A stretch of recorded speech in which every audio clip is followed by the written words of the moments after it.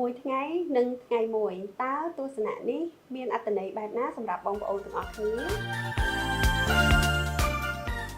សួស្តីបងប្អូនទាំងអស់គ្នាចានៅក្នុងថ្ងៃនេះខ្ញុំចង់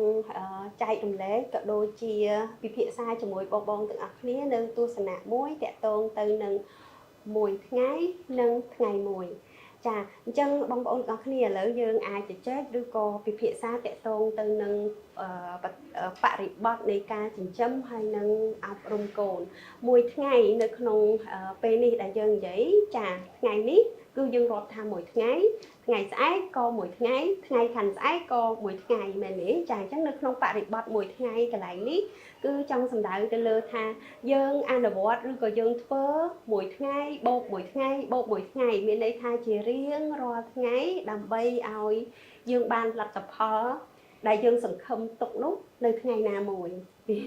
ចាបងយល់ស្របត្រង់នេះទេចាឬក៏បងមានជាគំនិតឬក៏មានយោបល់បែបណាអាចចែករំលែកនៅក្នុង comment នឹងទាំងអស់គ្នាជាការពិភាក្សាអញ្ចឹងណាបងចាហើយនៅក្នុងវីដេអូនេះដែរខ្ញុំចង់ទាញចំណាប់អារម្មណ៍បងទាំងអស់គ្នាដែរតាក់ទងទៅនឹងជ្រុងមួយចំនួននៅក្នុងការចិញ្ចឹមនិងការអប់រំកូនរបស់យើងណាចាអញ្ចឹងទី1ជ្រុងទី1គឺតាក់ទងទៅនឹងក្តីស្រឡាញ់ដែលជាមូលដ្ឋានគ្រឹះសំខាន់នៅក្នុងការលូតលាស់របស់កូនយើងទាំងសតិបញ្ញាស្មារតីផ្លូវចិត្តនិងផ្លូវកាយជាដើមចាអញ្ចឹងដោយសារតែក្តីស្រឡាញ់ហ្នឹងហើយទៅធ្វើឲ្យកូនយើងហ្នឹងគាត់ទទួលបានអារម្មណ៍នៃភាពកក់ក្ដៅហើយនឹងអារម្មណ៍សុវត្ថិភាពហើយការផ្ដល់ក្តីស្រឡាញ់ហ្នឹងគឺជាការផ្ដល់ដែលមិនមែនត្រឹមតែមួយថ្ងៃចាគឺជារៀងរាល់ថ្ងៃមានន័យថាមួយថ្ងៃជារៀងរាល់ថ្ងៃដើម្បីឲ្យកូនរបស់យើងនឹងគាត់ទទួលបាននៅអ្វីដែលជាការរំពឹងទុករបស់យើងតើការរំពឹងទុករបស់បងដែលជា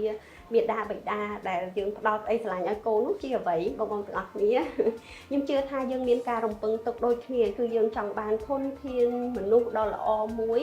ចាដែលគាត់ជាមនុស្សដែលសម្បូរទៅដោយការគិតវិជ្ជមានមែនទេចាការគិតវិជ្ជមានសម្បូរទៅដោយក្តីស្រឡាញ់ដែលគាត់អាចចែករំលែកក្តីស្រឡាញ់បេះដូងរបស់រិសុទ្ធរបស់គាត់នឹងសម្រាប់ខ្លួនឯងនិងការគិតគូរពីផលប្រយោជន៍រួមផលប្រយោជន៍របស់អ្នកដទៃជាដើមចាទាំងអស់នឹងហើយគឺជាផលដែលបានចេញមកពីការដាក់ភាពចូលរបស់បងទាំងអស់គ្នា